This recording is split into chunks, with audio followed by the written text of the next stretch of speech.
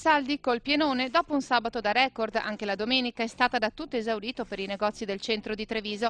Il freddo pungente non ha fermato i maniaci dello shopping o anche chi maniaco non è, e quest'anno, complice la crisi, ha lesinato sugli acquisti aspettando proprio il primo weekend di gennaio. I negozianti si dichiarano soddisfatti, i prezzi sono stati abbattuti tra il 10 e il 70%, con una media attorno al 40%. Bene, anzi benissimo, anche i centri commerciali. Code chilometriche hanno preceduto l'ingresso di molti ipermercati, da Marcona a Roncade a San Biagio.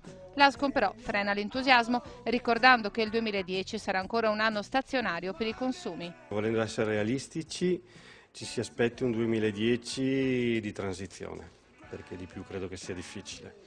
Dopodiché si spera anche di avere qualche, riscontro rispetto alle tante mozioni che come Confcommercio abbiamo fatto sia ai governi locali che al governo nazionale, e chissà che un po' di cose buone cominciano a invertire la tendenza di questi ultimi 2 anni e ci sia un rilancio dei consumi.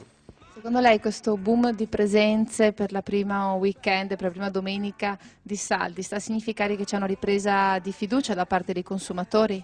Ma io credo che sia presto per dirlo, perché da quando la legge regionale del Veneto ha fatto coincidere il primo giorno di Saldi con il sabato, il primo weekend è sempre stato un weekend eccezionale.